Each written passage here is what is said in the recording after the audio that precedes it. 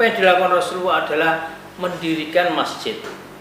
Sebelum Islam datang ke Madinah, masyarakat Madinah itu juga sering mengadakan perkumpulan.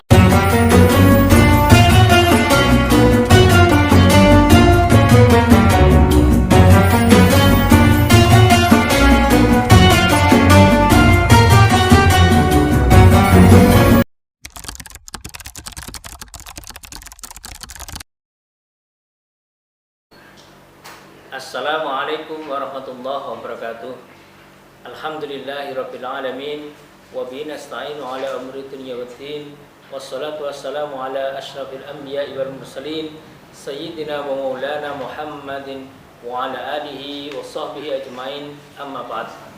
Anak-anakku sekalian yang berbahagia, bagaimana kabar kalian? Insyaallah semuanya dalam keadaan sehat walafiat. Amin. Alhamdulillahirabbil alamin. Pada pagi hari ini kita masih bisa melanjutkan daring kita dalam keadaan sehat walafiat insyaallah. Pada pagi hari ini materi yang akan kita pelajari adalah tentang perkembangan Islam di Madinah.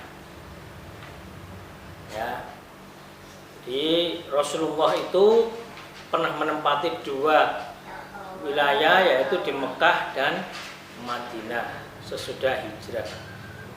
Beliau memilih Madinah karena beberapa sebab yang sangat Rasulullah sendiri yang ketahui. Ya. Dan Rasulullah sendirilah yang tahu bagaimana beliau harus memilih Madinah sebagai kota untuk dakwah beliau yang kedua selain di kota Makkah. Baik, dalam dakwah beliau di Madinah itu tidak semena-mena mudah begitu saja. Tidak ada istilah dakwah mudah, itu enggak ada. Yang namanya dakwah itu penuh tantangan. Namun ketika Rasulullah berdakwah di Madinah, karena mendapatkan respon dari penduduk Madinah yang begitu antusias, maka atas kehendak Allah semuanya itu dipermudah usaha-usaha Rasulullah untuk membentuk yang namanya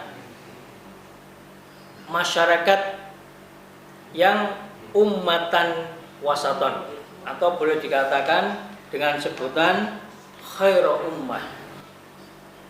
Ada beberapa, karena ini fokus kita adalah pada dakwah Rasul di Madinah ya. Jadi ketika Rasulullah sudah di Madinah dengan dakwah beliau, maka beliau secara otomatis juga merubah sistem keadaan masyarakat yang ada di Madinah. Tapi melalui beberapa tahapan nanti akan disebutkan ya. Secara ringkas, ini dasar-dasar masyarakat yang dibangun Rasulullah di Madinah adalah sebagai berikut. Bagaimana Rasulullah melalui proses-proses sehingga terwujudnya ummatan wasaton atau khair ummah itu. Yang pertama, apa yang dilakukan Rasulullah adalah mendirikan masjid. Sebelum Islam datang ke Madinah, masyarakat Madinah itu juga sering mengadakan perkumpulan. Ya. Maka setelah Rasulullah datang, bagaimana memfasilitasi perkumpulan itu agar masyarakat tetap guyub rukun dalam satu wadah? Maka Rasulullah mendirikan masjid. Masjid apakah hanya untuk ibadah? Tidak. Nah, beberapa kitab itu menyebutkan bahwa di masjid itulah bisa diadakan upacara perkawinan, transaksi jual beli, dan kegiatan-kegiatan lain sebagaimana yang sebelumnya memang sudah ada. Ya, itu ketika Rasulullah mendirikan masjid pun juga tetap diperbolehkan sama Rasulullah bahwa masjid itu memang untuk segala kegiatan masyarakat. Ya. Bermusyawarah untuk menyelesaikan permasalahan umat, melakukan kegiatan belajar, mengadili suatu perkara dan beberapa macam kegiatan yang lainnya. Itu semuanya juga diadakan di masjid. Terus yang kedua, mempersatukan antara kaum muslimin di Makkah yang dikenal dengan sahabat Muhajirin dengan kaum muslimin Madinah yang dikenal dengan sahabat Ansor. Jadi Rasulullah itu juga selain tadi mendirikan masjid sebagai tempat pusat kegiatan, yang namanya persaudaraan itu juga diikat. Maka ada istilah, muncullah yang namanya persaudaraan antara Muhajirin dan Ansor. Ya, ada Muhajirin yang orang-orang yang hijrah bersama Rasulullah. Ansor adalah penduduk asli yang memberikan pertolongan, bantuan kepada kaum Muhajirin. Diikat dalam satu persaudaraan. Persaudaraan apa? Persaudaraan dengan dasar persaudaraan akidah Islamiyah, bukan persaudaraan yang berdasarkan kesukuan. Nah, ini berdasarkan akidah Islamiyah. Kenapa? Karena sebelumnya itu Madinah itu namanya Yasrib. Yasrib itu ada suku besar yang sering bertengkar, berkelahi. Berkelainya nggak seperti kelahi-kelahi biasa, pasti berkelainya adalah dengan pembunuhan yang keji. Dan Rasulullah berhasil menyatukan mereka dalam wadah dakwah Islamiyah. Dalam konsep-konsep beliau, mereka akhirnya bersatu dan mereka bisa mengikuti ajaran Rasulullah. Yang ketiga, membuat perjanjian damai dengan seluruh penduduk Madinah. Penduduk Madinah waktu itu terdiri dari kaum muslimin yang Muhajirin dan Ansor. Bangsa Yahudi, di sana ada Bani Quraidah, ada Bani Nadir, dan bangsa Arab yang belum memeluk agama Islam. Perdamaian itu diikat dalam satu wadah, dalam suatu perjanjian khusus yang sering kita sering menyebutnya dengan Piagam Madinah atau Sahifatur Rasul. Ya, atau Sahifatur Rasul. Piagam Madinah atau dalam bahasa Arabnya itu Sahifatur Rasul. Ya, itu perjanjian tertulis dengan seluruh penduduk Madinah. Jadi perjanjiannya tertulis dengan seluruh penduduk Madinah. Isinya apa? Kalau disebutkan semuanya, total semua itu ada 36 poin. Maka intinya kita bahas beberapa. Ya. Yang pertama, hak masing-masing untuk melakukan peradilan. Jadi antara seluruh penduduk Madinah tadi tidak diikat dalam model, oh ini semuanya harus mengikuti ajaran Islam, tidak. Karena di sana juga ada bangsa Yahudi. Selain daripada penduduk Madinah yang memeluk Islam, yaitu di sana terdiri dari Muhajirin dan Ansor, itu juga ada bangsa Yahudi yang sudah lama juga menempati Madinah, Yasrib pada waktu itu. Ya, termasuk juga bangsa Arab yang belum memeluk Islam. Agama apa saja, macam-macam. Ya, ada Nasrani dan lain-lain, itu juga sudah ada Majusi mungkin ya ada. Ya, maka ada yang nama di sana itu dalam piagam itu disebutkan tentang hak masing-masing untuk melakukan peradilan. Yang kedua, kebebasan beragama bagi semua golongan. Nah ini tidak dipaksakan harus masuk Islam. Loh ini Rasulullah tidak memaksakan mereka harus masuk Islam. tapi diadakan kebebasan beragama bagi semua golongan. Poin yang ketiga, kewajiban untuk saling membantu baik moral maupun material. Ya.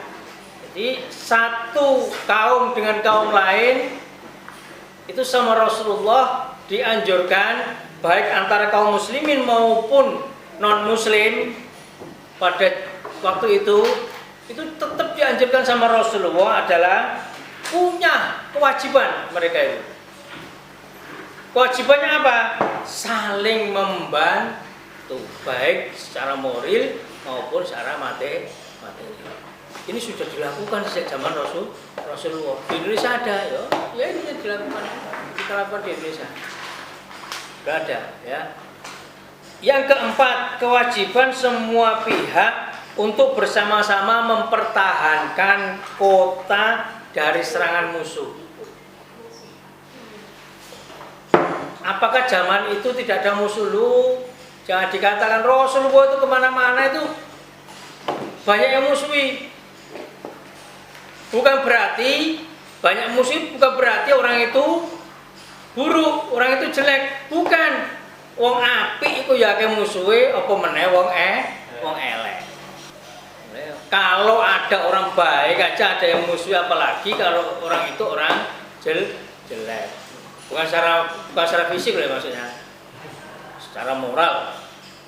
Kalau orang jelek secara moral ya pastilah masyarakat akan menyingkirkan, ya, akan dikucilkan dan lain-lain. Itu konsekuensi moral dalam suatu masa. Kalau Rasulullah ini sudah jelas-jelas orang baik, tingkah laku beliau saja di Al-Quran disebutkan wa innaka la'ala khuluqin azim.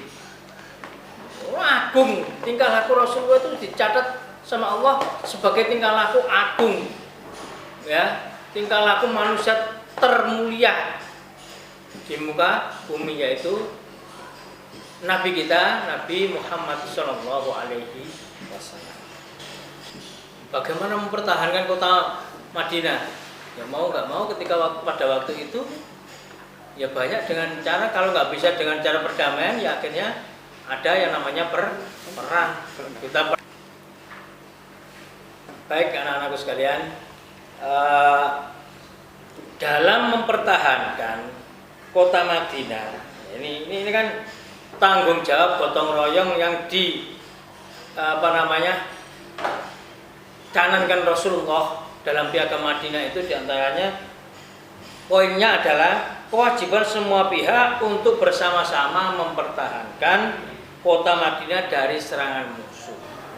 Rasulullah ketika di Madinah untuk mempertahankan kota Madinah itu berjuang mati-matian dengan penduduk Madinah yang ada. Ya campur antara orang muslim dengan non muslim, di antara ada perang Khandaq, perang Uhud. Itu luar biasa yang dilakukan Rasulullah. Tidak hanya pengorbanan sepele. Seorang Rasul perang, belum lagi perang Uhud itu sampai berdarah-darah yang terjadi pada Rasulullah. Perang Khandaq itu juga menghabiskan tenaga yang luar biasa, kan harus menggali parit yang begitu dalam, begitu luas. Agar apa? Agar kuda-kuda terbaiknya orang-orang pada waktu itu tidak bisa melompat. Bukan kuda-kuda kacangan seperti di Kenjeran itu, kecil-kecil itu bukan. Kudanya besar-besar. Jadi lompatannya juga besar agar tidak bisa lompat, agar kalaupun melompat jatuh nggak bisa naik lagi.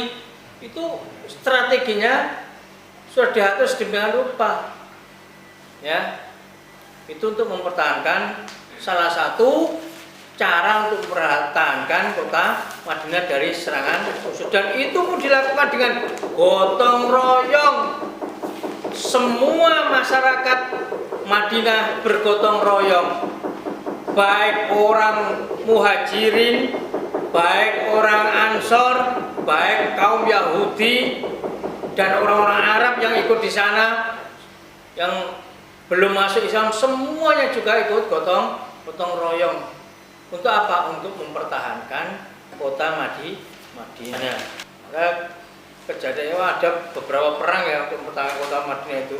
Ada perang Badar, ada perang Uhud, juga ada perang Khandaq. Poin Piagam Madinah, poin yang kelima. Rasulullah diangkat menjadi pemimpin bagi penduduk Madinah. Kepada beliaulah dibawa semua perkara dan perselisihan yang besar untuk diselesaikan. Ya. Jadi Rasulullah itu pada akhirnya beliau dengan beberapa konsep beliau yang sudah beliau canangkan dalam Piagam Madinah itu, maka siapakah yang pantas? Pada Madinah kan orang kan pasti gitu, siapakah yang pantas untuk menegakkan menjadi pemimpin mereka? Maka mereka akhirnya penduduk Madinah itu memilih ya Rasulullah lah yang layak dan pantas untuk menjadi pemimpin mereka dalam memecahkan semua perkara, semua perselisihan yang besar di kota Madinah. Ya. Ada beberapa dasar masyarakat. Nah, ini yang perlu kita ketahui juga adalah dasar masyarakat Madinah. Itu sebenarnya apa sih yang telah diletakkan Rasulullah? Kok sampai wadah Piagam Madinah itu disaring tadi ada jadi 5 tentang ada hak peradilan, ada kebebasan beragama, saling membantu baik moral maupun material. Terus apa? Mempertahankan kota Madinah. Yang terakhir adalah mengangkat pemimpin. Ya. Pemimpin yang memang sudah benar-benar diakui oleh penduduk Madinah. Ya. Kepemimpinan Rasulullah itu benar-benar diakui oleh penduduk Madinah. Nah, sekarang beberapa dasar masyarakat Madinah yang telah diletakkan oleh baginda Rasulullah SAW. Yang pertama di sini saya tulis tentang ukhuwah. Ukhuwah tadi sudah saya singgung, ya, beberapa persaudaraan antara yang terjadi seluruh masyarakat, baik orang Muslim, baik orang Yahudi maupun orang Arab non Muslim. Itu juga semuanya adalah dalam satu wadah persaudaraan dalam apa? Dalam piagam itu mencakup semuanya harus bersaudara. Kalau nggak bersaudara, nggak bersatu, ya akan hancur. Yang kedua tentang musyawarah, persamaan. Semua mempunyai persamaan hak. Yang ketiga toleransi. Dari semua yang ada jadi penduduk di kota Madinah itu membangun toleransi bersama. Adanya musyawarah ketika ada masalah-masalah yang perlu dipecahkan bersama, maka harus melalui musyawarah. Saling tolong menolong sudah pasti, atau at-ta'awun. Yang terakhir adalah keadilan. Semua hukum berlaku untuk semuanya. Semuanya juga mempunyai hak. Nah, inilah di antara perkembangan selanjutnya, perkembangan daripada ajaran Islam yang ada di Madinah. Nah, di sini coba kalian lihat, apakah Rasulullah pernah menginginkan Madinah itu harus menjadi negara Islam? Sama sekali ya tidak ada kan? Coba. Kalaupun mau Rasulullah ketika menjadi pemimpin di kota Madinah, maka sudah dirubah sama Rasulullah. Kenyataannya tetap Madinah ya tetap menjadi kota Madinah sampai sekarang pun namanya juga tetap Madinah. Madinah itu Rasul. Ya, Konsep-konsep yang dianjurkan, yang ditawarkan Rasulullah juga sama persis, sama seperti yang ada di negara kita. Coba kita periksa satu persatu. Persaudaraan ada tidak di Pancasila? Ya ada. Kesamaan, ya ada. Toleransi, ya ada. Musyawarah, ya ada. Saling tolong menolong juga ada. Keadilan juga ada. Semuanya juga ada di sebenarnya dalam Pancasila sendiri itu juga manifestasi daripada Piagam Madinah. Maka diterapkan di sini itu dengan membentuk negara. Kenapa? Karena Bhinneka Tunggal Ika, bermacam-macam suku, budaya, tapi tetap dalam satu jiwa. Di kota Madinah pada waktu itu juga sama, juga bermacam-macam suku, bermacam-macam budaya, bermacam-macam agama. Akhirnya Rasulullah membuat perjanjian tertulis yang disebut dengan Piagam Madinah agar apa? Agar semuanya memiliki hak yang sama. Hak bernegara, hak hidup, dan hak untuk menikmati fasilitas yang ada di dalam masyarakat tersebut. Baik, anak-anak sekalian, mungkin itu saya cukupkan untuk materi kita tentang perkembangan dakwah di Madinah. Ini artinya dakwah Rasulullah di Madinah. Kurang lebihnya saya mohon maaf yang sebesar-besarnya. Wallahul muwaffiq ila aqwamit thoriq. Assalamualaikum warahmatullahi wabarakatuh.